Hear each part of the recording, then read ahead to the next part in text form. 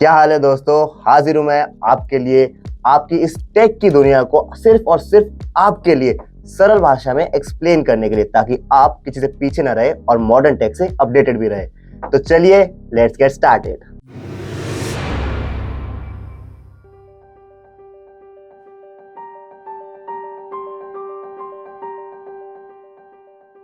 तो दोस्तों, पिछली वीडियो में मैंने आपको बताया था कि इंटरनेट पे कौन से स्कैम्स कॉमनली होते रहते हैं और उस पर मैंने एक डिटेल वीडियो बना रखी है। अगर आपने वो वीडियो देखी है तो वेल एंड गुड, और अगर नहीं देखी तो उसको देखना मत भूलना। उसी के कंटिन्यूशन में आज हम बात करने वाले हैं कुछ सेफ्टी टिप्स के बारे में। हम सब इंटरनेट यूज करते हैं, तो कुछ बेसिक सेफ्टी टिप्स होती है जो हमें फॉलो करनी चाहिए और जिसके बारे में हम अवेयर होने चाहिए, क्योंकि ये छोटी छोटी चीजें जो होती है ना, यही बाद में ना किसी को मौका दे देती है कि वो आके हमें ये बोले कि देखा आपने लापरवाही का नतीजा। यार वैसे तो फरवरी का महीना प्यार मोहब्बत के लिए कहलाता है, मगर क्या आपको पता है कि फरवरी में ही 6 तारीख को सेफर इंटरनेट डे मनाया जाता है। इसीलिए मैं आपके लिए ये इंटरनेट अवेयरनेस वीडियोस की सीरीज लेके आ रखा हूँ, ताकि आपको भी कुछ ना कुछ तो मनाने को मिल ही जाए ना इस महीने में। गजब बेइज्जती है। हमारी जिंदगी दिन पर दिन टेक्नोलॉजी से अपडेट होती जा रही है।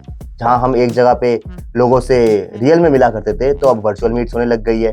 उसी तरह से जहां कैश पेमेंट की जगह अब कैशलेस पेमेंट्स होने लग गई है, यूपीआई यूज होने लग गया है। इन टेक्नोलॉजीज को एक्सेप्ट करने के साथ साथ हमें कुछ सेफ्टी मेजर्स भी एक्सेप्ट करने होंगे।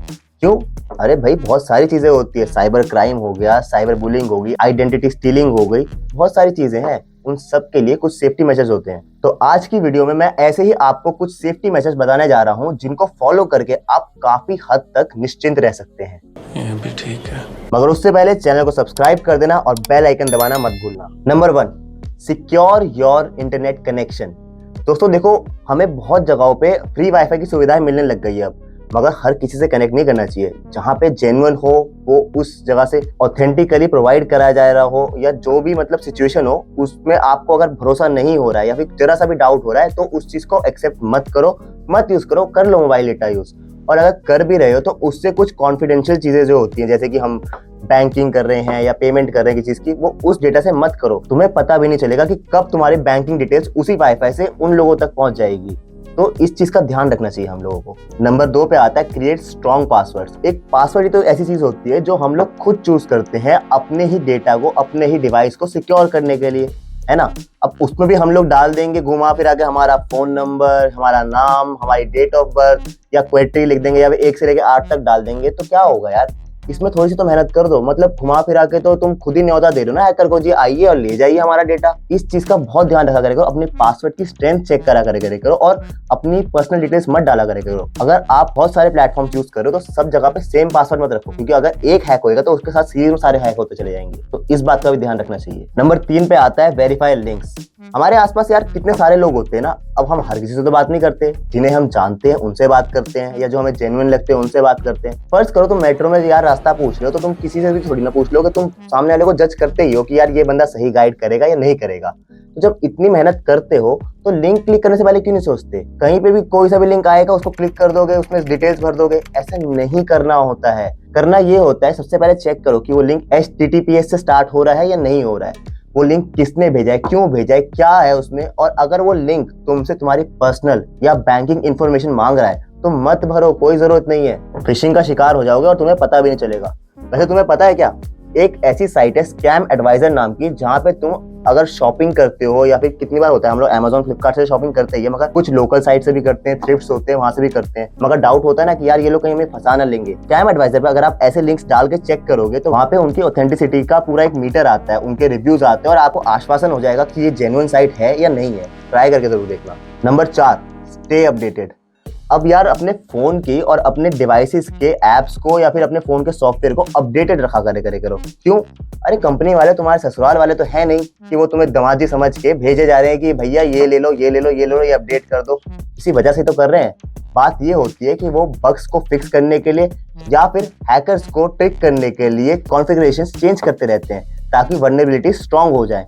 और इससे तुम्हारा ही फायदा होता है, क्योंकि हैकर्स के लिए पुराने वर्जन्स पे हैक करना, क्योंकि वो उस पर बहुत टाइम से काम कर रहे हैं, आसान होता है in comparison to new versions. तो अपने ऐप्स को और अपने डिवाइसेस को अपडेटेड रखा करो। Number 5, always sign out from public devices.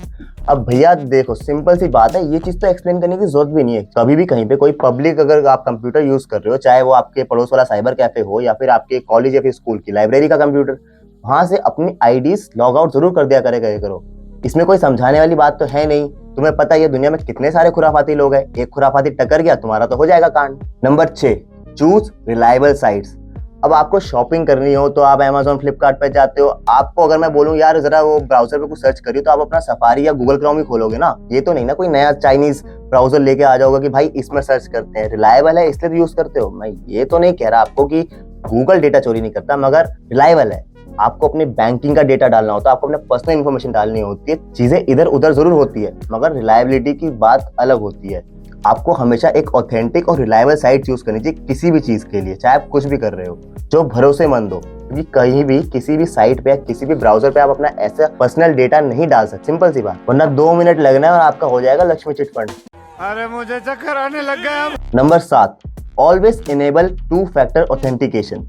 अब तुम्हें जहां भी ये चीज दिखाई दे कि 2 फैक्टर ऑथेंटिकेशन अवेलेबल है, उसको हमेशा इनेबल करके रखा करो, क्योंकि ये एक एडिशनल लेयर ही तो है जो तुम्हारे ही काम की है। अब तुम्हारे पास ओटीपी आएगा या मैसेज आएगा या कॉल आएगा तो वो तुम्हारे पास आ रहा है ना। किसी और ने अगर हैक करने की ट्राई करी है, अटैक करने की ट्राई करी है, तो उसके पास ये एडिशनल लेयर नहीं होगी और तुम्हारे ही अकाउंट और डेटा के इससे बचने के चांसेस बढ़ते ही हैं। और हाँ, अपने ओटीपीज और अपने ये जो भी वेरिफिकेशन मेल्स आते हैं किसी से शेयर मत किया करो। और आखिरी में 8 नंबर पे आता है यूजिंग एंटीवायरस सॉफ्टवेयर। वैसे तो आजकल कंपनीज अपने खुद के एंटीवायरस डाल के ही बेचती है अपने पीसी या लैपटॉप में, मगर अगर आपके पास नहीं है ये डला हुआ या पुराने वर्जन से, तो जेन्युइन वाले जो सही होते हैं, जो नाम है जिनकी कंपनी की वैल्यू है, उनको इंस्टॉल करो। और हाँ, प्लीज कहीं से उठा के मत लाना, खरीद लेना। इन चीजों में रिस्क नहीं ले सकते यार। जो ये सॉफ्टवेयर होते हैं टाइम टू टाइम स्कैन करके आपको सस्पिशियस एक्टिविटीज के बारे में अपडेट तो देते ही हैं, और साथ ही आपको साइबर अटैकर से बचा कर भी रखते हैं। तो एंटीवायरस होना बहुत ज्यादा जरूरी चीज है।